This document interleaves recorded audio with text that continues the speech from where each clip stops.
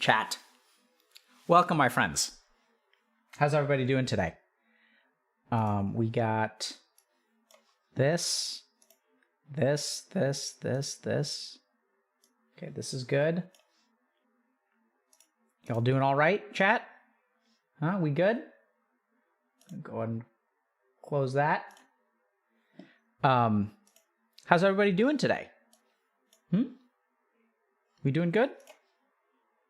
Did y'all have a nice weekend, chat? Ready to have some fun today? Maybe learn something?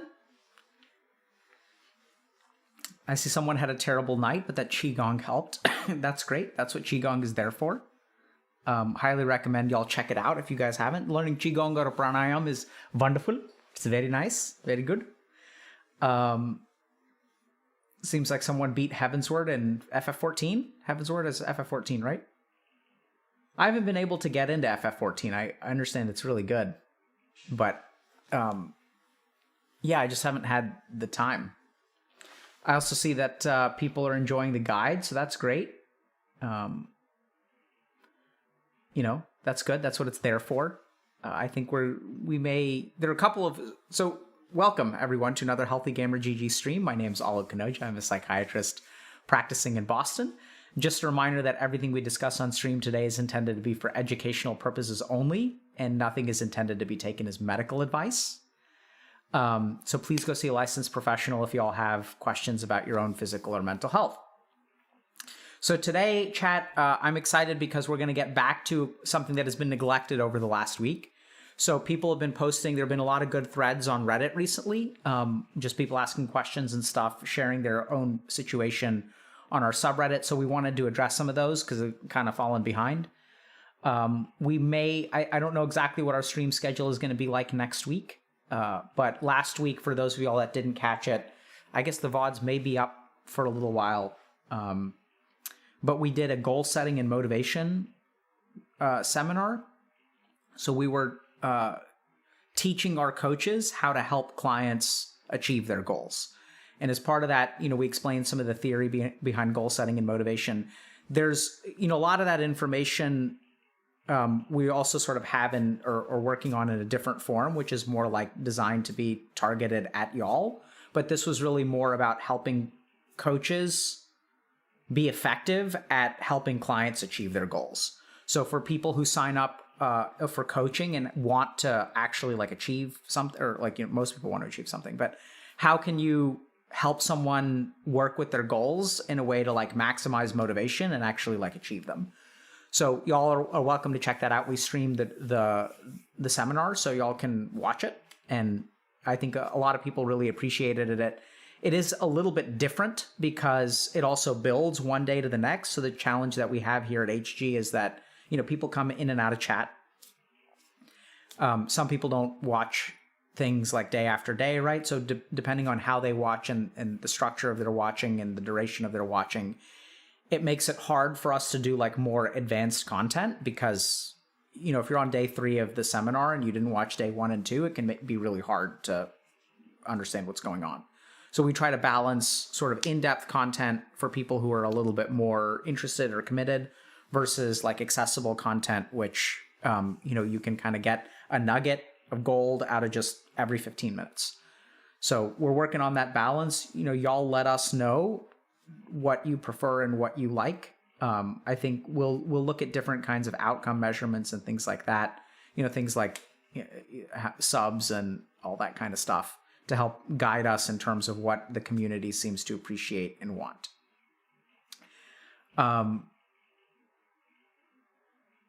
So last week helped me understand how to better communicate with people that I care about. That's great. That's what we're here for. Hello. Hello. How do you know that I'm looking at you, chat? Yeah, so I think most people seem to like interviews. And so, yeah. We'll do that. Okay, let's hop into subreddit review. So a couple of things, announcements. Okay. Oh, wow. Oh my God. So here's, this is interesting. So coaching launched today. I completely forgot. So we're launching cohort 4 and there's only 100 spots left. So we had like 900 spots or something for the cohort 4 launch and 100 are left. So it looks like cohort 4. So if you guys want a spot, there's still plenty, but like 80 or 90% of them are gone. So if you guys want to sign up, you can sign up at coaching.healthygamer.gg.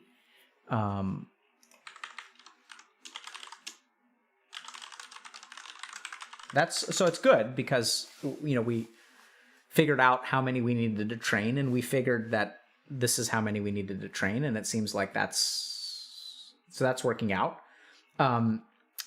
So a lot of people, we're getting some questions around group coaching and what what group coaching is about.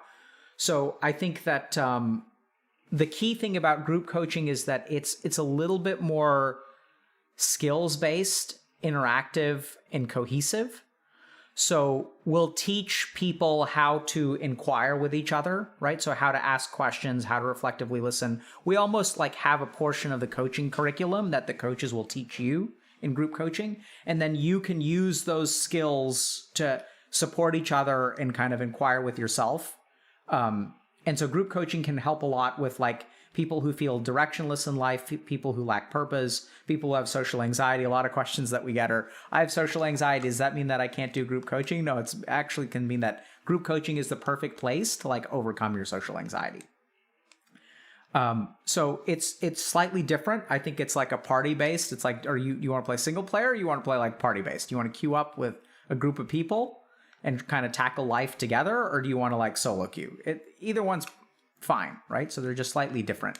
There are some interesting, if y'all look at Irvin Yalom's research, there are some interesting discoveries that he made about, how groups can actually be more effective than individual work. And so he started to discover that there are basic things that happen within groups that can lead to positive outcomes, like group cohesiveness, doing something together. A sense of identity can actually help people be more motivated and work together. Groups also offer an accountability that you may not quite get in personal coaching. So when, week 5 of the group, if everyone, decides as a group, hey, we're all going to cook this weekend. Everyone's going to cook one homemade meal. And then come Monday, when your group meets, the group will sort of hold you accountable, will keep you on task, and things like that. So they're just different advantages. So we have an Ask a Coach on Discord at 10 to 11 a.m. Central Time on Tuesday and Thursday this week. So tomorrow at 10 a.m. and on Thursday it's at 10 a.m. So feel free to hop in and, ask coaches about coaching and get your questions answered. All right. So let's start with this. Okay. So we have, so let's hop into subreddit review, okay? Okay.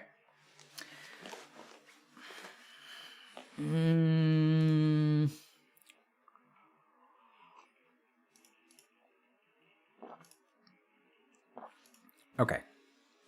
You just try to do time management here. All right. So anyone with ADHD get overly angry at certain games. So I get literal migraines when I lose at League. If I lose 2 to 3 games, my day is ruined until I go to sleep. I did some research and recently found out that people with ADHD have issues with emotional regulation. Wondering if anyone else has had this issue or if it's not ADHD related. I love the game, but the way it makes me feel after losses isn't normal. I literally have to avoid my favorite game because of how angry I get. So this is a really cool post, okay? Not because this person unfortunately gets super angry when they play League, but because, first of all, the person recognizes that they have ADHD and they've done research about it, and they've started to discover that, maybe my experience of life can be understood through science. And by understanding science, maybe I can learn a little bit more about my situation. And then like actually it can empower me to like move in the right direction. So what we're going to do today is talk a little bit about the relationship between ADHD and emotional regulation, okay? So the first thing to understand is that people who play video games and rage in the video game, that's completely normal if you've got ADHD, and it is worse for you than for other people. So there's an overwhelming amount of, I don't know about overwhelming. There's plenty of evidence that one of the key features of attention deficit hyperactivity disorder is emotional dysregulation, okay? So if we think about ADHD, there are 5 attributes of emotional dysregulation that we kind of look for when we're thinking from a clinical perspective about ADHD. So that's mood lability, and mood lability means high fluctuations in mood, okay? So what that sort of means is that one moment you're feeling this way, and the next moment you're feeling a different way, okay? So it's fluctuating mood. So a lot of people who say, oh my God, I'm so bipolar. I'm happy one minute, and then I play a game of League, and then I'm so pissed off. I'm so bipolar. That's not bipolar disorder. That's mood lability. So rapidly fluctuating moods. The second thing is irritability. So one of the signs of emotional dysregulation, especially in ADHD, is that people are prone to a lot of irritability. That can also turn into anger outbursts and what we call low frustration tolerance. So your ability to tolerate things that are annoying is like quite low. So people, like, it's easy to get under people's skin. And this has been shown to correlate with ADHD. And the last attribute of emotional dysregulation is actually motivation deficits. So in people who have ADHD, we see all 5 of these. We see anger, we see irritability, we see low frustration tolerance, we see rapidly fluctuating moods, and we actually see motivational deficits as well, and we'll get to that in a second. So in ADHD, unfortunately, these things do somehow correlate with the disease, and let's try to understand that for a second. So when researchers look at emotional dysregulation within ADHD, the first thing that they kind of acknowledge is that these things happen in people with ADHD, but they're not exclusive to ADHD. And this is something that I've seen a lot. Whereas if you look at like the normal population, okay, so let's just use paint for a second. All right, so let's just look at this. So let's say like here is the normal population, okay, in terms of emotional regulation. And then here's like ADHD. So this is what it'll look like, where emotion dysregulation is worse in people with ADHD than it is in the normal population. But even in the normal population, there's still this overlap over here of people who are maybe have ADHD, maybe normal, but they have emotional dysregulation. The more troubling thing is that we're seeing trends in society. So the rate of ADHD diagnosis is increasing. Even according to theories like Ayurveda and stuff with technology addiction, our vata is increasing. I think what we're beginning to see is that the overlap between the regular population and the ADHD population is shrinking. So this is what it looks like now, where there's like the amount of overlap is increasing. So these two curves are actually getting closer together. This has been my experience. So what I'm going to talk to you all about today about ADHD and emotional regulation, I'm going to cite studies and stuff from ADHD research, but it's been my experience, and I think we sort of see this epidemiologically as well, that the gap between healthy people and ADHD people is shrinking. That society as a whole is becoming more emotionally dysregulated, that our attention span seems to be shrinking, we're having motivational problems, and I think it has a lot to do with the effect of technology. So let's try to dive in and understand a little bit about how this works. So the first thing that I'm going to do is share with y'all a couple of interesting tests that people with ADHD, that we use to study ADHD. So the first is the stop signal test, which basically like you take someone with ADHD and then you show them like a picture that'll say like go. And when the screen flashes with go, they're supposed to start some task. So start stacking blocks as soon as you see the screen flash go. So the screen flashes go, people with ADHD they start stacking blocks. And then what it does is it tells them to stop. So then the screen flashes stop. And when you flash stop, you're supposed to stop the task.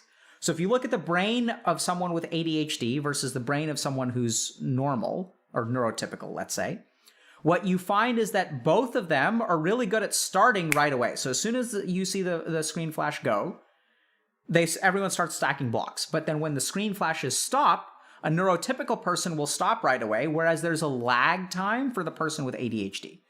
So what people have discovered is that someone with ADHD has difficulty restraining their impulses. So you can start things easily, but if you have to stop doing something and shift your attention somewhere else, that's much more difficult in ADHD. The second thing that we're going to talk about for a second, because this is going to relate to gaming, okay? Second thing that we're going to talk about is the delayed gratification test. So if you look at people with ADHD, they seem to have problems with executive function. And so what executive function is, the definition of executive function is self-directed actions needed to choose goals and to create, enact, and sustain actions towards those goals. So basically what the internet is bad at, right? Like the ability to self-direct, create goals, enact goals, and sustain actions towards goals is what executive function is. So people have found that there are executive deficits, and researchers have found that there are executive deficits in ADHD, right? It's attentional problems. So I'm not able to restrain my attention, therefore I can't create goals and act towards them in a sustainable way. So the way that we measure, there's a test here that becomes important as well, which is like, if you give someone with ADHD, let's say you say, I'll give you $1 now, or I'll give you $5 in 5 minutes. For a neurotypical person, it's easier for them to choose $5 in 5 minutes. It's easier for them to choose delayed gratification. And for the person with ADHD, it's much harder to choose delayed gratification. So there's something about the way that their brain kind of assesses choices that makes them default towards like instant gratification. And this also gets explored in terms of impulsivity. We're kind of not going to go into that because the neuroscience of ADHD is like awesome and complicated. It's so fascinating. So these are kind of two tests that teach us a couple of important things. The first is that people with ADHD tend to go impulsively towards like easier things, like low-hanging fruit. And secondly, like their ability to restrain those impulses is relatively low. So what does all this have to do with emotional dysregulation? So let's talk about that very quickly, okay? So we also know through research that people with ADHD have difficulty regulating their emotions. And there are a couple of important dimensions to this. The first is that it appears that the brains of people with ADHD are more sensitive to negative emotions. So what that means is that if something bad happens to two people and you have an ADHD brain and a neurotypical brain, that frustrating thing is more likely to feel worse in the brain of ADHD. And why is that? That probably has to do with this executive dysfunction and this inability to like restrain impulses. So there's some evidence that the frontal lobes are part of what restrains or suppresses our experience of negative emotion. So when that part of our brain isn't functioning, what we sort of think of as neurotypically, anytime an ADHD person gets exposed to something that pisses them off, like losing a game of League of Legends, their brain amplifies that negative emotion much more than a neurotypical brain. The second thing about emotional regulation that's a little bit different for people with ADHD is that they tend to be more unaware of their emotions. So this is a really fascinating study that was published in Neuropsychology about 20 years ago. But researchers essentially took neurotypical people and ADHD people, and they assessed their awareness of emotion. And what they essentially found is that for a neurotypical person, the more powerfully you feel an emotion, the more aware you are that you feel it. I know this sounds kind of weird, but like, for example, like if I lose a loved one, I'm more likely to be aware as the intensity of my grief increases. I'm more likely to be aware that like I'm grieving, right? So the more powerful the emotion is, the more aware I am that I'm feeling it. So like if I'm super, super sad, it's easier for me to detect sadness within myself. So they found something really interesting, which is that in ADHD, the more powerful the emotion is, the more that the ADHD brain becomes blinded to it, okay? Which is a really interesting, it's an interesting dichotomy. And so it's a fascinating paper. So this kind of becomes more important for ADHD folks because as you begin to feel more intense emotion, you kind of become blinded to it. So like if you're playing a game of League of Legends, like even though you're starting to feel angry, like you're not going to become aware of it. The more angry you feel, like it sort of like suppresses your ability to become aware of it. And so what it does is kind of rises to the surface and then overflows like a volcano. So this is really common in people with ADHD who play video games, is that their sensitivity to the emotion is greater. Their ability to restrain the emotion from a frontal lobe standpoint and kind of like suppress it is weaker. And their blindness to the emotion actually increases. So it's really fascinating, but it does appear like there are a lot of things about video games that really like interact with the ADHD brain in a very specific and unique way. So if we kind of go back to like delayed gratification and that kind of stuff, the stop signal test, we can also see why people play League of Legends and get really frustrated, right? So the ADHD brain is like looking at my options for the day, and like literally my brain is going to overvalue things that offer immediate gratification. I'm more likely to be impulsive and not be able to restrain my decisions. So I can apply for a job today, which my brain is going to like devalue because of literally the way that it does calculations. And it's going to emphasize things like playing video games because those have very immediate gratifications. So that's why I start to play the game. As I play the game and I start to get emotional, remember that my brain is a little bit more prone to emotional dysregulation. I have low frustration tolerance. That probably has to do with my frontal lobes as well. And then as I start to get angry, I start to become blinded to that emotion, which then like lets me perpetuate and not restrain and adjust my behavior, causes the anger to compound, kind of builds on itself, and then it kind of overflows, and then you wind up with headaches. So for this person who's saying, is it normal, like, have other people experienced this? Like, what you're experiencing is completely in line with what we understand about ADHD in video games, which is like low frustration tolerance, blindness to your emotion, and experiencing emotion and raging more than a neurotypical brain. Another important caveat to remember is that as the difference between neurotypical and ADHD starts to shrink, we start to see people who may not have ADHD start to manifest with some of these behaviors.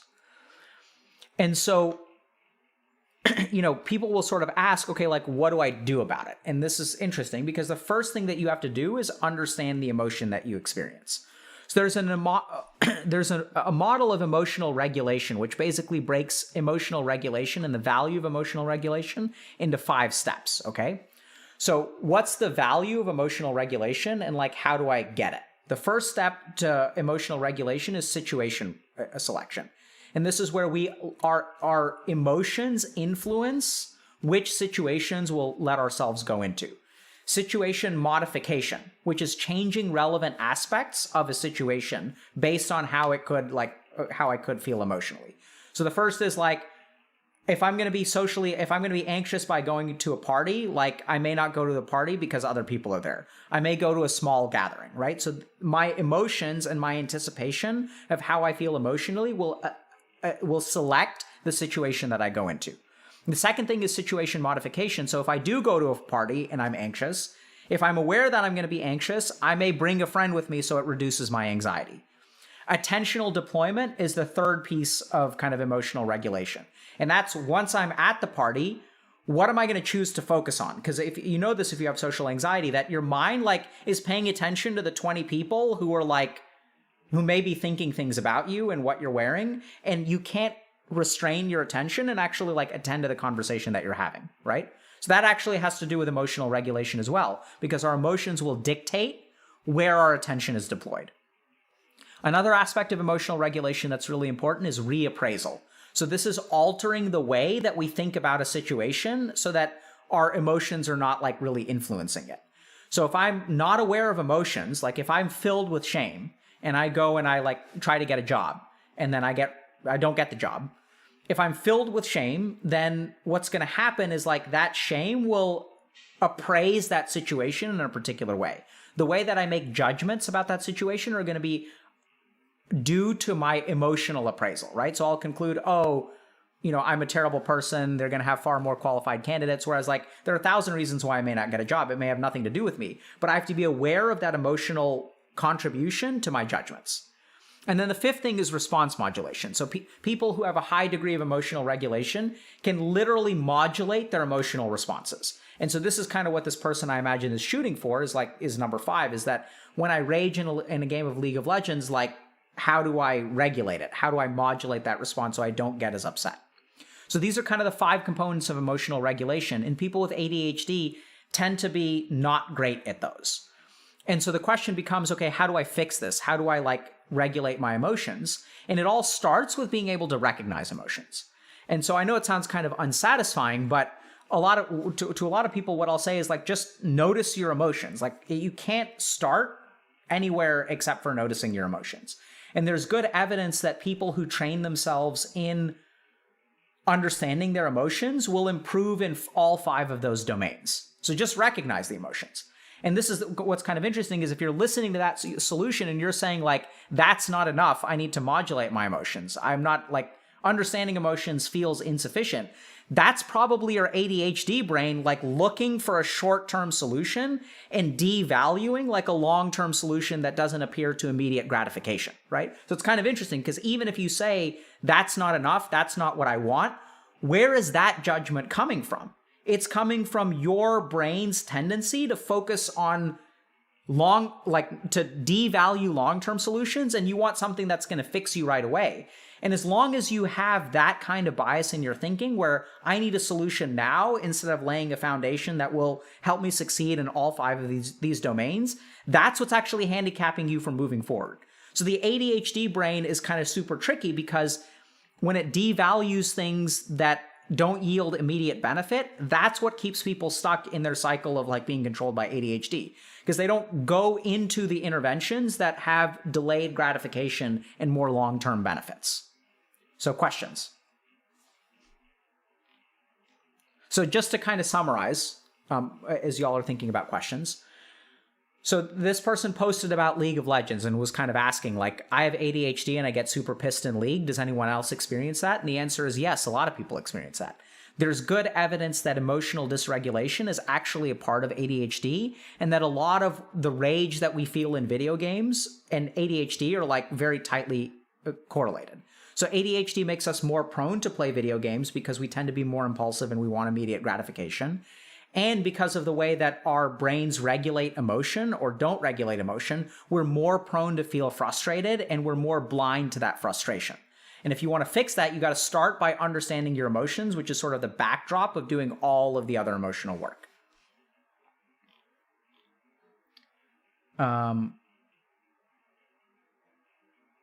Okay, so what are some things that we can do to improve our ability to understand our emotions? So we do a lot of stuff around alexithymia. So if y'all check out Dr. K's guide, there's a lot of stuff in there about understanding your emotions, including specific meditation practices and stuff like that. There's also stuff on YouTube.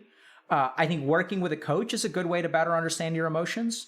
So it's hard to recognize what you are blind to. So this is where working with a coach or a therapist is a quick way to get easier access to your emotions, because the coach may be able to point out to you, hey, it seems like you're not applying for a job. What emotions do you think you could be feeling? You're like, I don't know. And then you guys talk about it for a little while, and the coach is like, oh, I wonder if you're actually in the back of your mind, the reason that you don't apply for jobs is because your older brother was super successful, and any job that you apply to is going to not be anywhere near as successful as he is, and that is emotionally holding you back. So that kind of thing, if you work with a coach or a therapist, they'll be able to help you work through those emotions. There are also particular meditation techniques and stuff like that, which, like I said, we've shared on YouTube, and there's stuff in Dr. K's guide.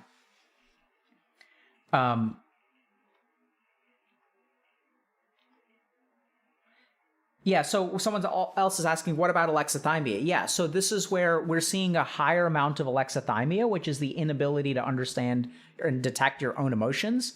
And I think part of the reason for that is because there's good evidence from people have done studies on YouTube, on Twitter, on video games, which show that technology usage suppresses our emotional circuitry.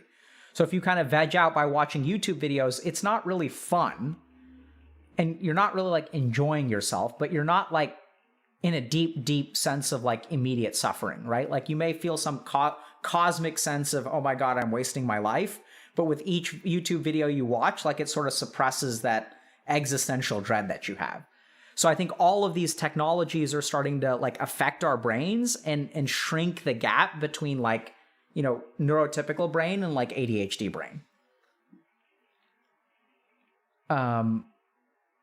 So how much does this apply to autism? So remember when I said that ADHD, people have found emotional disruptions within ADHD. But these are not exclusive to ADHD, right? So emotional dysregulation is also found in borderline personality disorder. It's found in autism spectrum disorder.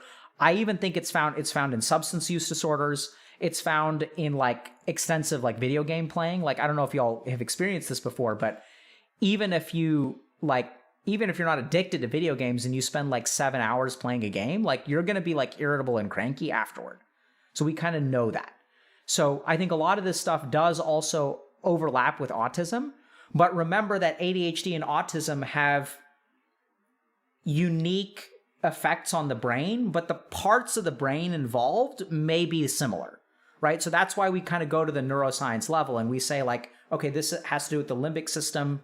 This has to do with our frontal lobes. This has to do with executive function. And those can be impaired in multiple disease processes. They may not be impaired in quite the same way in each disease, but as we kind of like look at different processes, that's why as we go to the neuroscience, we begin to see why emotional dysregulation is like involved in autism and ADHD, because the same parts of the brain get affected by both of those conditions.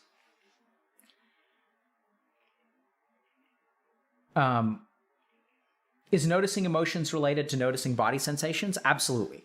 So remember that emotions are psychosomatic, right? So like anything that happens in our mind has a reflection in our body. And generally speaking, things that happen in our body have a reflection in our mind. So people are kind of staggered by this, but there's a good video about, you know, diet and brain gut stuff for mental health, like depression and anxiety. So people may not really think about it explicitly, but the foods that you eat will like literally contribute to your depression and anxiety. And what does that mean? It's kind of bizarre, but there are literally some foods and some bacteria that will create neurotransmitter precursors, like serotonin precursors. So we know that, for example, people who have depression have particular gut bacteria that are at low levels and other gut bacteria that are at high levels. And we haven't quite gotten to this degree of specificity, but I believe that that correlates with like neurotransmitter production. And I've seen that clinically as well, that when I start someone on an antidepressant medication and put them on an Ayurvedic diet, the ones who are on the Ayurvedic diet are more easily able to get off of antidepressant medication. And I suspect that the reason for that clinical observation, so that's not like a research study, it's just in my practice, this is what I've seen. People who can do the diet stuff don't need as much medication, which is, I think many psychiatrists will agree with that. There's also evidence that good gut dietary interventions in general are beneficial for mental health. But when I kind of think about that, I think what's going on is that their body is able to endogenously produce the serotonin, which they've sort of adjusted through the diet recommendations. So body and mind are very closely linked. There's literally like 4 or 5 videos about that in Dr. K's guide if y'all are curious about all the details and research and stuff like that. But the key point is that noticing emotions and noticing bodily sensations are absolutely intertwined.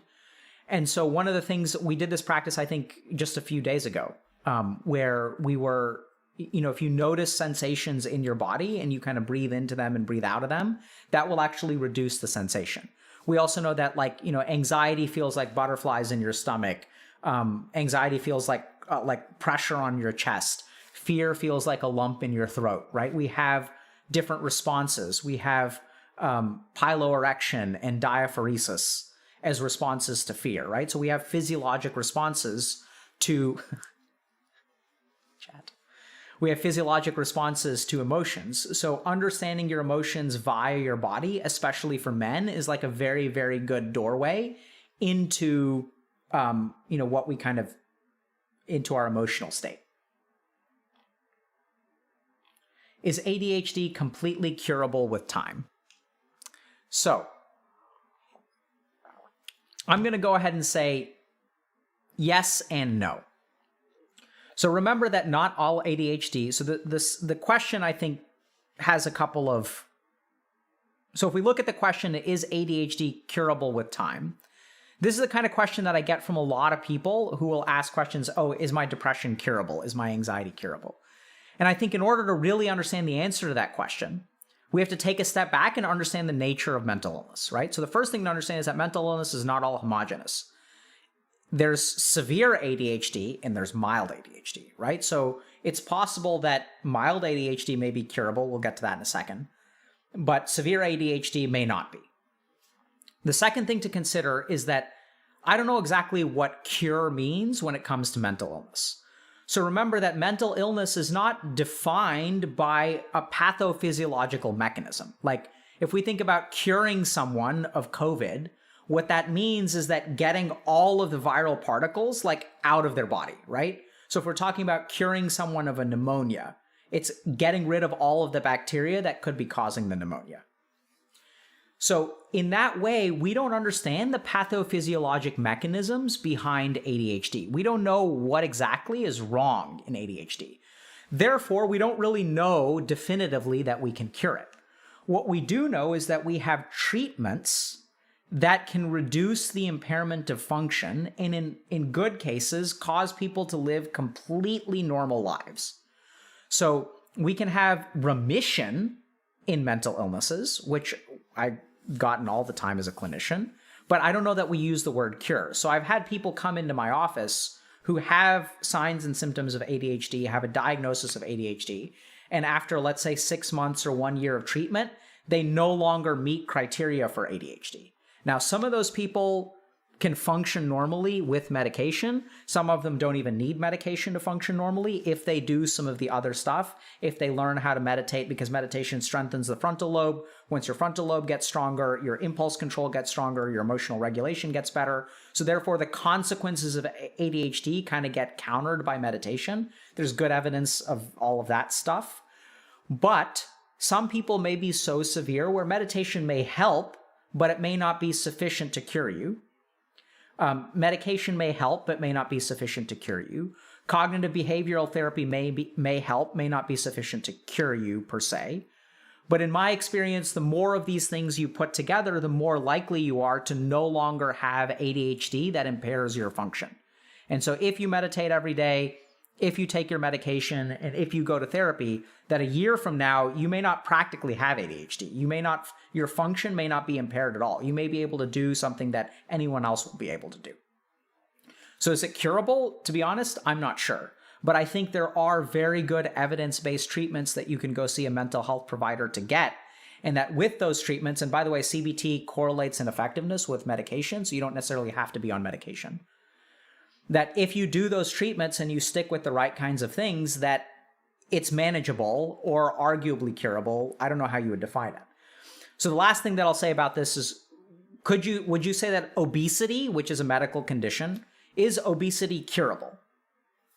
Well, no, right? You can absolutely do things to make it so that you're no longer obese, but if at some point you stop doing those things, it's not like a pneumonia where it won't ever come back, right? So when I think about mental illnesses, when I think about things like depression, anxiety, you can take huge steps forward to manage them and essentially kind of get rid of them. But if you're not careful, if you start eating crappy food, if you eat high inflammatory diet foods, if you stop exercising, stop meditating, if you surround yourself by toxic people who are crapping on you all the time and you spend all day playing video games, I think you can have all of your mental disorders in complete remission and have no impairment of function. And then if you go back to doing all that crap, all the stuff will come back. That's been my experience. So do you call that a cure? I'm not sure. That's kind of up to you.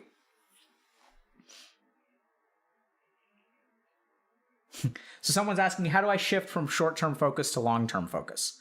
The first thing is to recognize that you devalue short-term focus, right? So anytime you're making a decision, your mind will be like, hey, we should do this. And there'll be another voice in your mind that sort of says no, we should do this. And watch the process of how you choose short-term stuff over long-term stuff. There are other things that you can do, which is not, so when I work with ADHD people, their brains are more short-term oriented. So rather than shifting from short-term focus to long-term focus, which we can definitely do over time if you meditate and do a bunch of other stuff. But the trick for ADHD is not shifting from short-term focus to long-term focus. it's reappraising long-term tasks to be short-term gains, right? So it's shifting your mind and digesting a long-term goal to be a short-term thing that offers immediate gain. So I'll give you guys just an example of something that I did with someone with ADHD. So one of my patients with ADHD wanted to apply to college, and they were struggling to apply to college. They're like, I know it's important. I know I should do it. I just can't bring myself to do it. And the problem is because there was no short-term reward, right? So as we kind of talked about it, what they realized is they had some shame because like they recognized that all of their friends and peers are talking about applying to college. And they're saying like, yeah, I applied. I did 5 applications this week. It was crazy. And then everyone's like, wow, that's brutal. Good job, bro. And then eventually, like, they're terrified because their friends are going to say, yeah, I got into college. And how awesome is that going to be? And so for this person, what it involved is forget about applying to college. The goal that you should shoot for is like, how would it feel to be able to tell your friends when they said, yeah, I applied for 5 colleges this past week, for you to say like, yeah, man, like I filled out my first application. It was brutal. And so what you do is you actually change the long-term focus to a short-term focus that aligns with the person, and then they can actually do it. So then the issue became, okay, like, do you want to be able to tell people that you're applying to college? Yeah, I do. Is there ego there? Sure, but that's okay. Ego's not all evil. And then do you want to be able to tell someone like, yeah, I got accepted to college? Forget about going to college and finding a job. Do you want, when March rolls around, do you want to be able to tell people, hey, I'm going to this school? In order to do that, you got to apply to the school. You know, and in order to tell people, like, tell your parents, yeah, I did apply to like my favorite school. Like, this is the school I want to go to. The application is done. Do you want to be able to say that? So this long-term abstract goal can be transformed into a short-term goal, which is usually what I do with people with ADHD. In the meantime, by all means, meditate, grow older. So remember, your frontal lobes grow and develop until you're 30 or 32. But really, it's about transforming long-term goals into short-term goals, which I find to be effective. Can being severely sleep deprived give ADHD symptoms? Absolutely. So sleep deprivation negatively impacts the function of your frontal lobes. So people are more irritable. They're emotionally dysregulated. They have low frustration tolerance. Their attention span gets worse, right? So all of those things happen with the neuroscience. Like, this is why we sort of go to the neuroscience instead of just focusing on the clinical manifestation. Do y'all get that? Because once you understand the underlying mechanisms of how the brain works, whether you have ADHD or don't have ADHD, you may be within the normal population and playing a bunch of video games, and it's still going to affect your brain the same way. Whether you've got autism and that's what's going on with your brain. Whether you have a circadian rhythm disorder and you have a sleep problem, that's what's going on with your brain. Understand the mechanisms of the body and brain, and that'll be the first step to understanding, like, you know, how to do things correctly. Okay, so there's another question. What if we've been noticing for a year, but it's not improving? Also did therapy. What a great question. So we're actually going to move on to another one. Okay, chat.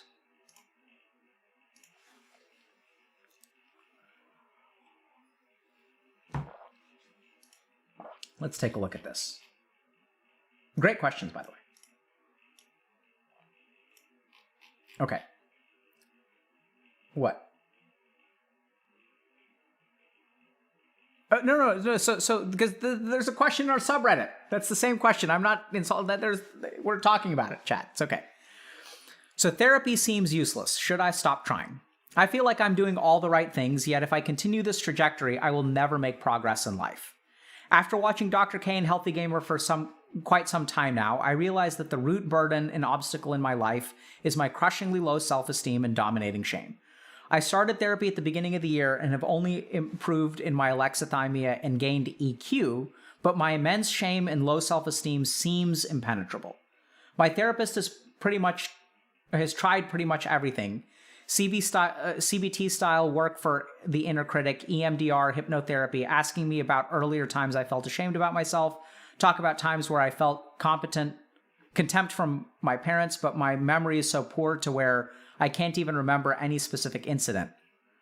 Only that something kind of vaguely sort of happened, because understanding my origins doesn't seem to be an avenue, but because of how useless CBT type approaches feel, I genuinely think that therapy has nothing to offer me. As for why this is an issue, I'm unable to live the life that I want. I signed up for coaching, but I am inclined to believe that coaching will not help me. Why? Because I know that my low self-esteem, the not good enough, and they will hate you to oblivion thoughts in my head are the root of the problem and underlying obstacle. So now they go into their different interviews and stuff. I've told my therapist everything, and I think even he was not sure how to help me entirely. I found a new therapist, but honestly, I think my problems are beyond what therapy can help. I don't think coaching can help me either because I know what my problem is and what I need to do to reach my goals, but it's simply just not working. TLDR. It's an infinite cycle. Can't improve overwhelming shame and insecurity. Can't do job interviews because of shame. Can't get better job. Stuck in current brain dead job. Slipping back into depression because hate job and life. Can't focus on making better resume. Feel even more stupid, reinforcing shame and insecurity. Can't improve shame and insecurity, etc. The cycle repeats. Okay? So, very important post. Therapy seems useless. Should I stop trying? No. So there's a lot of important things to tease apart in this language, okay? So, therapy seems useless. I will never make progress in life. I feel like I'm doing all the right things. Okay?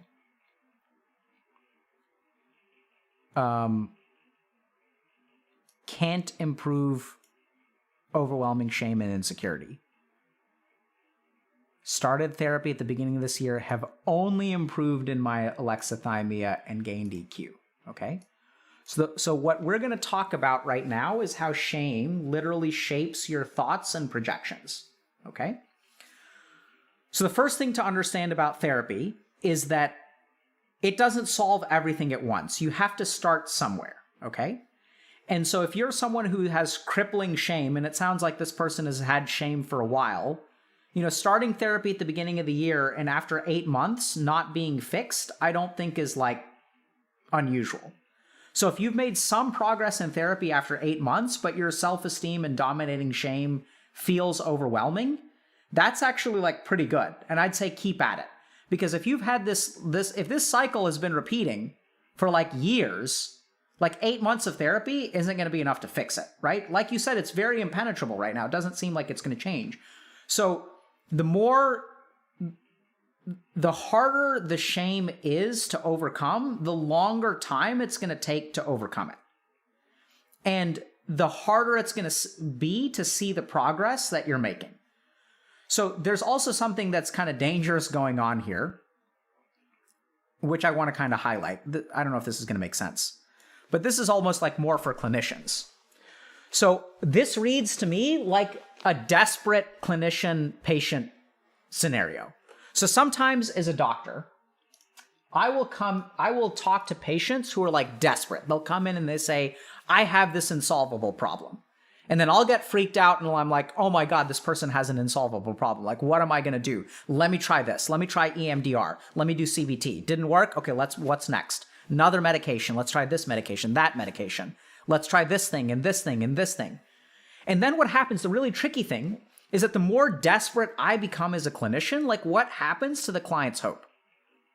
It like gets worse and worse and worse, right? Because each thing that you try and fails teaches both of you the lesson that like nothing works, right? It's a very devastating and dangerous conclusion to come to.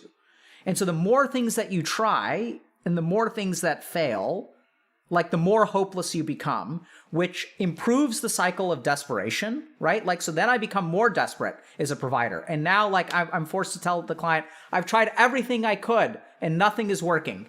You are hopeless. I'm sorry. I don't know how to help you. I've done everything in my playbook. And then this person goes to the next therapist and they say, I've done therapy. I've done 5 things and I'm a failure. I'm too hard to treat. So I don't know if this is going to help. And so they come in and their attitude shapes everything. So when 5 different therapies fail, I don't think it's a problem with the therapy. I think it's something about the relationship or the person. So that kind of desperation, I know sounds kind of weird, leads to bad outcomes. There's this thing called the nocebo effect, which is the opposite of the placebo effect, which we know that, for example, 70% of antidepressant medication is due to placebo effect. So if I reduce your depression by 50%, okay, about 35 to 40% of that improvement is placebo. It's belief. The pharmacologic value of antidepressant medication is only about 30%. So the nocebo effect is the opposite. It means that if a patient goes into a treatment not believing that it won't work, so let's be precise, believing that it won't work, the likelihood of that treatment to fail skyrockets. Okay? So it's kind of interesting because this person's cognitive bias could be negatively impacting the therapy relationship. And the therapist is, I don't really know what's going on, but I, as a clinician, have been in that place where I feel that desperation, I become desperate, and then as a therapist, I walk into the room every single day desperate. Every time the person shows up in my office, I'm feeling desperate. I'm not showing it, but I'm feeling it on the inside. And then that's going to shape the way that I interact with that person. I don't feel hopeful as a therapist. And then what chance does the client have if I start to feel hopeless, right? It's like GG, game over. It's like, you're hopeless, I'm hopeless. So the first thing to do is to just take a step back and slow down. All right? Like, don't worry about whether it's going to work or not work. It's giving you some benefits. Learn to kind of sit with that shame. Talk about with your therapist what it's like to have this unsolvable problem, right? What does it feel like to have an unsolvable problem? How do you manage that? Like, how do you get up in the morning? Like, wow, life is tough, dude. Like, that sounds really hard, right? And then over time, what's going to happen is you have all of this shame. And this is how I think therapy, or what we try to do with coaches, because coaches, they help people with shame, but like, here's how coaches help with shame, okay? Therapists are maybe actually a little bit better at this, but so I want y'all to understand that if you, like, in this person's brain, there's like a cycle of thoughts, right? And we can see them kind of fighting against them. So pay attention to this, right? So can't focus, stuck, can't. Do you guys understand that these words are coming out of the thoughts in this person's brain? So what happens, and this person goes in now into like held 3 jobs, and then like, I feel like my brain is rotting and I can no longer do this. This is going to contribute to nocebo effect. Okay? So it's kind of weird, but what can you do? What I would advise a coach who is working with this client is, first you have to model as a coach how to tolerate shame. So is this person like, goes to therapy and feels really ashamed and hopeless? If the therapist can sit with that hopelessness, or the coach can sit with that hopelessness and not feel hopeless in turn, you're going to show the person how to do that, right? If we think about like self-dialogue, how do we change our self-dialogue? It usually you can change it on your own, but when you work with a coach, the way that our coaches like change self-dialogue is by giving you an alternate option. So when you fail to apply for a job and you tell yourself, oh my God, it's because I'm like so hopeless and I have this impenetrable shame, woe is me. And your coach is like, wow, that sucks. It sounds like you were really hard on yourself and you genuinely have a lot of like difficult challenges that you're dealing with. It sounds like you're paralyzed by your shame, and like that's part of the reason that you feel stuck. And I know it sounds kind of weird, but like they're sort of giving you a pass, right? They're like treating you with compassion. And then something weird happens in your brain. Like when people start like consistently treating you with like compassion and they don't kind of beat you up on a regular basis, your brain learns how to talk to itself. And then over time, what happens is that like you'll start to chip away at that shame, right? If you continue to work with a therapist and your therapist is supportive and continues to demonstrate hope, then you'll start to like model that behavior. You'll pick it up almost like slang. So we know that human beings learn through observation of like other kinds of behaviors. Even if you look at like the way that people walk, right? Like people in different parts of the country or different parts of the world will like walk in a different way. If the way that people talk, the way that they have body language, and the way that they like, greet each other. Like some people will shake hands, some people will hug. Like I remember when I moved to Boston first from Texas, like I used to be a big handshaker, and like people there like shake hands, but it's not like a big thing. And then when I went to India, it's like even more confusing because they do namaste, right? So there's no bodily contact. So all of these things, like you have to learn by like sitting with someone, or an efficient way to learn, I should say, is by sitting with someone and having them literally like model the right response. And over time, as you learn to sit with the shame and tolerate the shame and recognize, oh, that shame is there, and it's actually not my fault that I'm failing. Because as long as like that shame is like weighing me down, how should I even expect myself to be able to do anything? The shame is so crippling. I can't do anything. And then something funny happens there. Because if you start to say that, then you've forgiven yourself. Then the shame is over here, and that's what's the shame is causing you to fail. It's not I am failing. The shame is making me fail. And then you externalize it, and then your value becomes separate from the shame. And then you can start building that back up. Okay? Yeah, so when someone says, I'm ashamed and I'm ashamed of that, absolutely. It's a cycle. It's like, it's elephants all the way down, chat. You can get lost in that cycle as much as you want to. Breaking out of that cycle, literally oftentimes the fastest way to do it is to sit with someone. So I'd say continue therapy, right? Even arguably with the person you've got. You can try someone else. By all means, try someone else. But go there and learn to sit with that shame. Have them sit with the shame. Have them teach you how to sit with the shame. Sit with it. Because as long as you are sitting with it, it is outside of you. Do y'all get that? Like, if I'm sitting on a park bench with someone else, like that person isn't me. It is outside of me at that point. So learning to sit with shame is like, I'm over here, the shame is over there. But if it's over there, then it's no longer a part of me. And then all of these things, I am a failure, is not correct. You can't say that if you're sitting with shame. So you can't say that, right? Like, once you sit with the shame, then I'm over here, and then the shame is over there. Okay? Does that make sense? So I wouldn't give up on therapy. And if I say just have hope, you can't just have hope. If you don't have hope, that's okay. But if you've signed up for coaching, it's your coach's job to be hopeful for you and teach you how to be hopeful. And that's totally fine. Like, that's fair. You must, everyone, I want you to understand, you must do the shitting with the shame. Shit with it. It's wonderful. Shit. Is therapy a must then, or can we get there on our... I think you can get there on your own. I don't know how fast it's going to be, but I do think that leveraging a trained professional for your benefit is like a good move, right? Like, you can DIY a lot of this stuff, but I mean, even when, I didn't really have a therapist, but like when I was in India, like I would go for walks with my guru, my teacher, right? Like I'd go for a walk every day and we'd like talk about this stuff. So it doesn't have to be a therapist. And I think that's the whole reason we have our coaching program, is because I think like some of this stuff is not therapy. Understanding your emotions, like understanding yourself, like I had a spiritual teacher teach me this stuff, right? Like, what is the nature of mind? What is the nature of self? Like when you say, I am a failure, that's the ahamkara, the ego, identifying with some aspect of your life, and none of that is the real you. So learn how to step outside of it and recognize what the real you is, and recognize that shame is just an emotion. That a samskar is like this malware that's running in your mind and will affect your like thoughts and behaviors, right? And understanding all of those concepts that's actually spiritual stuff. That comes from yoga. It's not even therapy. But it absolutely has therapeutic benefit. So you can do it yourself. It'll just take longer and be harder. So I'd recommend working with someone so that, just like in general, like it's kind of like asking, oh, like my car doesn't work. Can I fix it myself? Yeah, I mean, you can.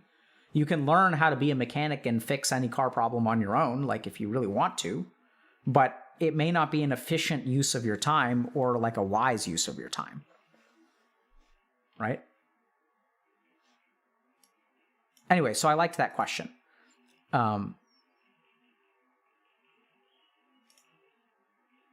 Okay. Let's move on. So why feeling... Oh, I love this one. Why feeling self-pity feels good. So after 2 years of therapy, I managed to improve and get rid of anxiety and depression. And life is amazing. Like, look at that. There we go. So stay in therapy, kids. One of the things that I learned and that still puzzle me is to stop self-pity, even though in short term it feels good. Sometimes I just feel in my brain that I want to feel miserable. This happens way less often now. And thinking that I'm miserable feels good. Saying to myself that I'm unlovable feels good. Now when I feel this, I use effort to fight this feeling, either by ignoring it or finding counter evidence of why I'm lovable and not worth the pity. And when I do this, it hurts, but long term makes my life great. Why does this happen? It doesn't make any sense. Also, when indulging in this self-pityness, it feels good to imagine others feeling sorry for myself, but it only feels good as long as it's not real. This is so good. Okay, so first of all, huge props to this poster because of the specificity of like what they're discovering, right? If I imagine other people feeling sorry for myself, it feels good. But if people actually feel sorry for me, it feels bad. Like, what's up with that? Why does the fantasy not mirror up to the reality? Thinking I'm miserable feels good, but saying to myself that I'm unlovable also feels good. And sometimes I fight it, but when I fight it, it hurts. Like, what's up with that? Okay? There's a lot of really good stuff here. So let's start at the top. The first thing is that our brain is not designed to feel good. It's designed to like understand things and like put things in order. Okay?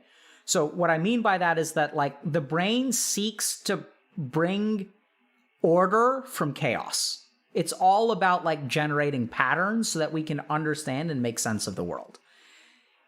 The brain would rather generate a bad pattern that makes us feel bad rather than have chaos and confusion. Okay? This is a really important thing to understand.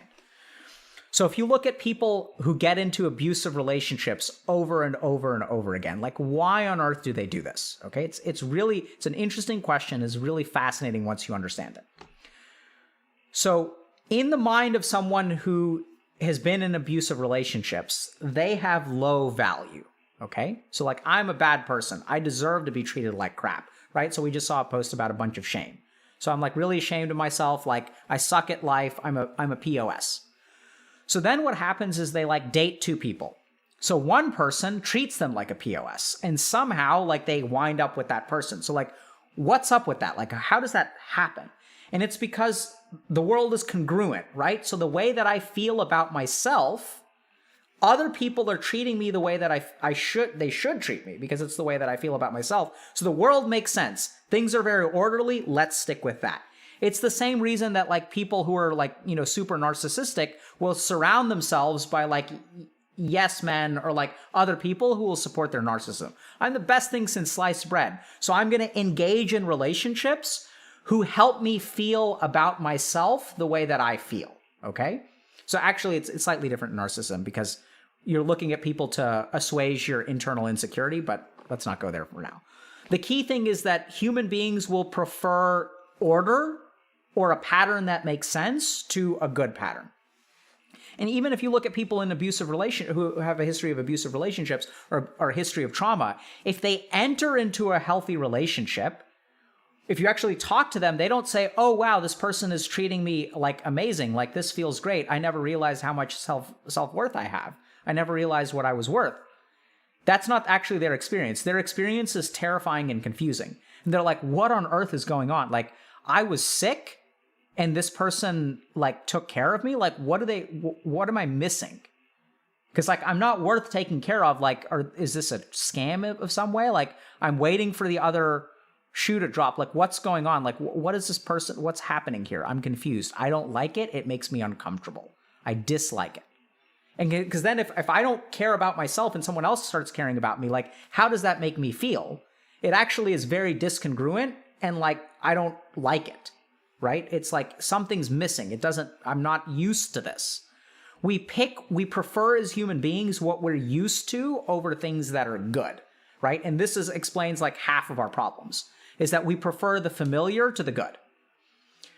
So what happens in the mind of this person is like, if we look at the abusive person, is when they date someone who's like abusive, that's totally fine. Like it makes sense. Even though it hurts emotionally, like at least it makes sense. And I know I've survived this. It's totally fine. It's far more terrifying to actually date someone who treats you with like respect, because then you're like, what do I do about this? I'm so confused. Like, I don't know how to behave in this relationship. It's bewildering and it's scary. Because here's the really scary thing that then happens is there's a part of them that over time starts to believe, and they're like, oh my God, is it possible that I'm worth something? And then comes the test. Because if there's a possibility that I'm worth something and I continue in this relationship, and it turns out, and then the other shoe does drop, it was a scam. If I let myself hope, and this person turns out to be an abusive asshole just like everyone else, then I hoped, and my hopes are completely shattered. So something really bizarre happens as people start to hope. As they start to be convinced that maybe they're wrong, they actually pull away from the relationship. Because the idea that you could be wrong is like so scary and devastating, you never want to put it to the test. It's really terrifying. And then if that shoe drops, then you're defeated for the rest of your life because you thought for a moment that you had value, and boy, did they prove you wrong, okay? So the first thing to understand is that the mind prefers the familiar over the good, okay? And we seek things that are congruent with the way that we feel about ourselves.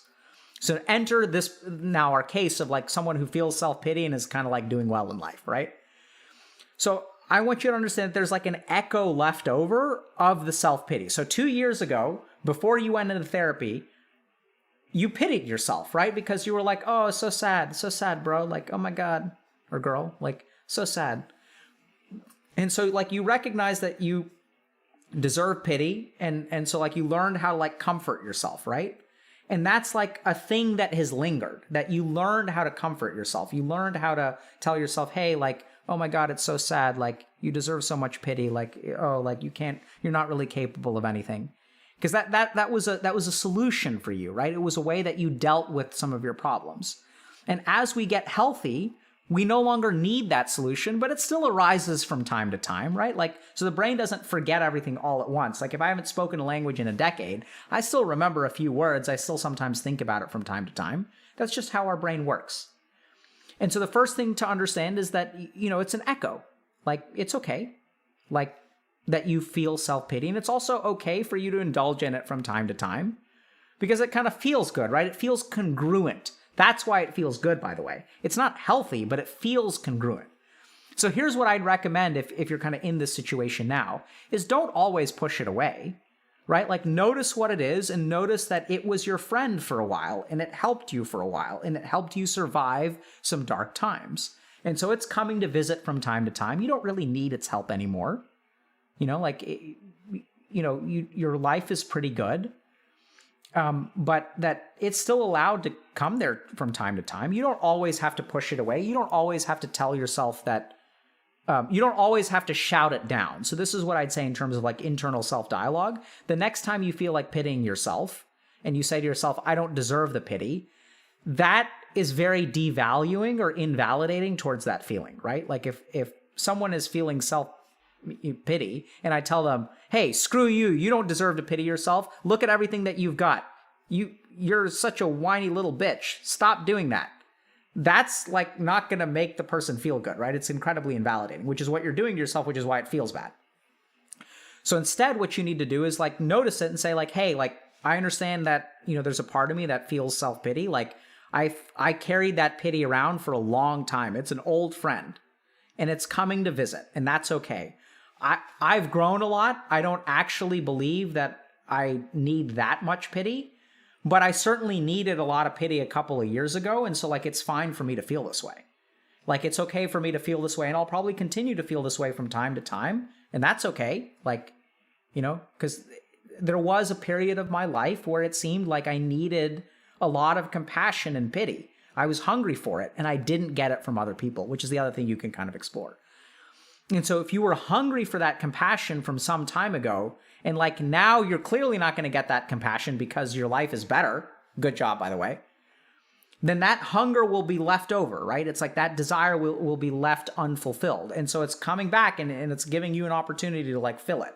So go ahead and fill it with awareness. Don't dive too far into self-pity, but by all means, like be compassionate towards it and like indulge in it a little bit. And recognize that, okay, is today a day that I'm going to indulge? Don't indulge in it every day, right? So you don't want to kind of slide back. But it's okay for it to be there because you have had a need that was not met.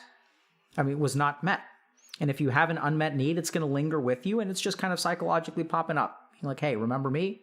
We used to be good friends. And so let it be there. Treat it with compassion. It'll melt away over time. Don't worry about it. Okay? Questions?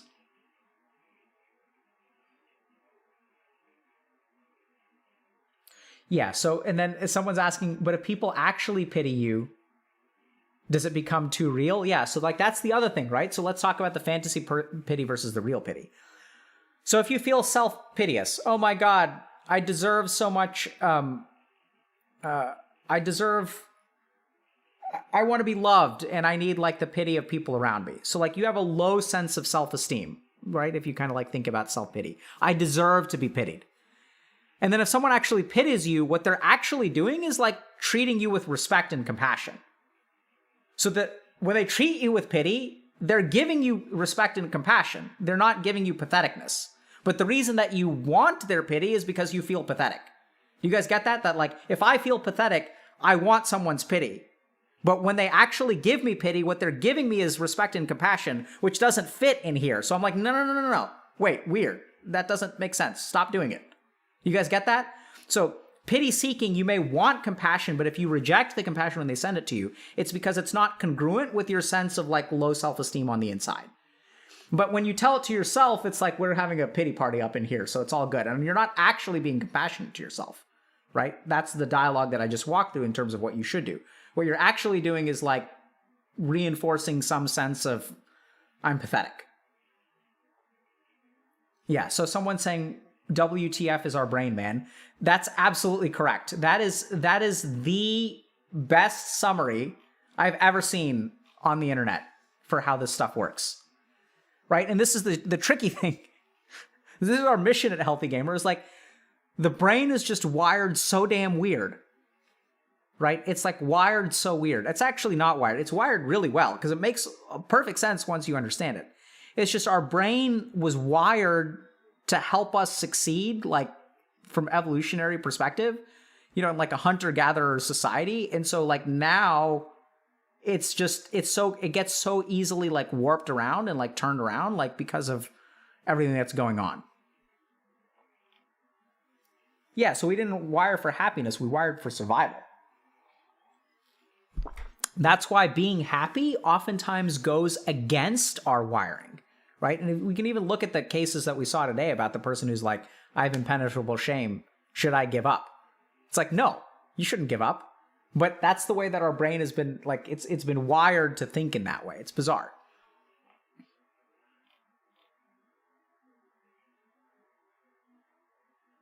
Is it possibly happy? Absolutely. Does it matter when you wake up? Also, absolutely. Being happy leads to vulnerability? Ah, no, my friend. So being vulnerable leads to happiness, the other way around. Right? So it's easy to be miserable if you never take a chance.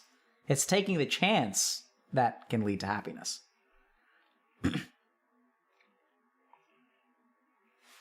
When should we wake up? So, good question. So I'd say that wake up at dawn and go to bed after dusk. That's the ideal thing, biologically. So if you look at like, you know, why we think sunsets and sunrises are so pretty, the intensity of light so this is going to be our meditation practice for the day, okay?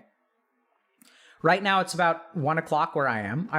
So after stream, I'm going to go outside and I'm going to look at all of the shades of green outside. And what I want y'all to do is under the noonday sun, go outside and look at the shades of green. Look at the shades of colors.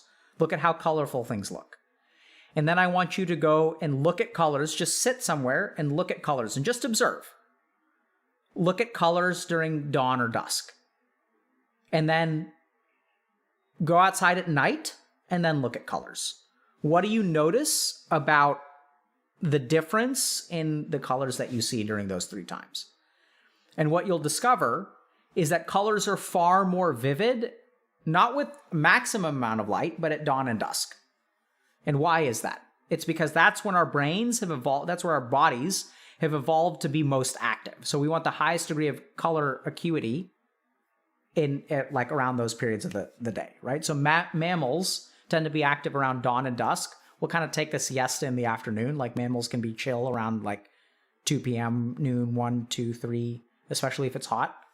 It's where, you know, the idea of the siesta kind of comes from. And then, so that's where you should be active. So I'd say like wake up at dawn and go to bed at dusk. That's ideal. There's also, if you look at religious traditions across the world, they tend to recommend spiritual practice around those times, right? So in Catholicism, I think you've got like matins, which is like early morning. In Buddhism and Hinduism, you have Brahma Muhurta, which is the hour of Brahma, which is like 4:30 a.m. to 6:30 a.m. In Islam, like I think the first prayer of the day is around dawn, right? So like this is conserved across different religious traditions that have sort of noticed that there's a spiritual benefit, or there's a benefit to doing spiritual practice at particular times. So I'd say wake up early in the morning. Also in med school, like I only studied 2 hours a day, and I studied from like 5 to 7 a.m. I studied in Brahma Muhurta time, or even 4:30 to 6:30, and found that any kind of mental activity I did during Brahma Muhurta was like very like good, very efficient. My mind was just absorbing things like a sponge at Brahma Muhurta. If you guys want another meditative practice, I want you to meditate through sunset. So start when the sun is going down and observe your breath. Okay, here's meditation practice number 2. So when the sun starts to go down, when the color starts to change, I want you to, so think about like the 20 minutes before sunset, okay, is when you start to meditate. And as you meditate, I want you to pay attention to your Surya and your Chandra, your right nostril and left nostril. You'll notice that one nostril is more open than the other. And I want you to just notice what happens over the course of sunset. So go from 20 minutes before sunset to about 5 minutes after the sun has completely gone away, and notice what happens to your nostrils over the course of that time. Okay? 2 meditation practices for you. So those of you say right gang. We'll see. Deviated septum gang. It makes Nadi Shuddhi hard.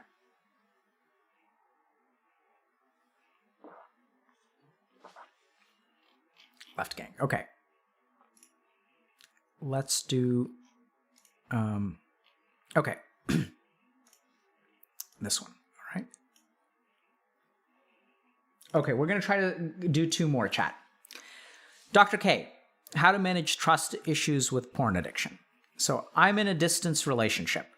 I found out that my boyfriend watches porn. Before we started to be together, he used to watch it very often. Then he promised to stop, but I found out it was a lie. He was telling me that the problem was solved, that he doesn't do it anymore. Yet after a few months, then after another year, I found out he kept lying to me. I wanted to break up, but he managed to convince me to stay, and he promised again that he won't do it anymore. It was very hard for me for a long time, and we've been together for a few years now, but the trust has never come back truly, and other issues have come along. I watched Dr. K's video about porn addiction on the YouTube channel. It did give me some more information about how the addiction goes and so on. Dr. K was very understanding towards the problem and brought some help to brave guys that decided to come on stream. Dr. K, could you bring some help for girlfriends of addicts? I believe there's many girls that are with gamers, or even not gamers but just regular guys that have the same problem. Things that I struggle with, except for the trust, are low self-esteem, feeling not enough, feeling not desired, feeling not comfy, and shy when being naked, obsessed with worries during intimate moments, as if he thinks of porn scenes, feeling very bad during any sex scene when we watch movies. At some point, I understand that the problem isn't about me, that it's about him, but still it brings all of the above. Will it ever go away? What do I do to make it go away? The situation between us is that we don't talk about it anymore. I used to try, but he was very ashamed many times. He was just nodding and agreeing to my point of view, but he wasn't really open to talk to himself. It happened only when I started the talk. And also the conversations about it were mostly bringing more pain and sadness. I wish to get better. I wish to help for myself. I wish to be help for myself and him, and I just don't know what to do. This is a fantastic post and unfortunately a very common problem. So let's try to recap, okay? So sometimes people watch pornography. Sometimes they watch a lot of pornography. Then they enter into relationships and the pornography becomes kind of an issue. So it's a little bit unclear how we get here, but at some point people who will be addicted to pornography will promise their partner that they don't watch porn. And then eventually they'll fail to keep that promise. And then time will go by, they'll promise again, fail to keep the second one, so on and so forth, right? So like this creates a lot of problems in the relationship. It damages trust. It makes it hard for people to communicate. This is a really classic situation. When someone watches pornography in a relationship, it can make the partner feel very insecure and insufficient because there they are having their sexual gratification, looking at a particular kind of beauty aesthetic, and my body doesn't match that, right? So like, is my partner truly attracted to me, or am I just like the best that they can get? Like, do they really want to be with someone like who's in the porno, or do they want to be with me? Are they just settling with me? It like creates all these issues, which are really common. So how do we approach this? The first thing to understand is that people make promises of abstinence out of fears and wants, not what they're capable of, okay? So what do I... Hold on a second. Where's my phone? There it is. Okay, sorry. So the first thing to understand is that when people make promises of abstinence in a relationship with porn addiction, they do so out of fear of the consequences and like what they want, right? So I'm going to be brave and I'm going to promise you something because I care about you and I'm afraid of what's going to happen if I don't promise it, right? But when we think about dealing with an addiction, keeping your promise is not like a good way to fuel motivation. It's an insufficient motivation to deal with an addiction. Just my general experience as an addiction psychiatrist. So if I swear to you that I'm never going to drink again, that doesn't actually lead to me not drinking. So if we think about promises are emotionally driven, right? They're like, I'm in this moment, I'm so like, oh my God, I'm so bad I hurt you. I'm so mad I hurt you. I don't want to ever hurt you again. I swear. That's an emotionally driven decision.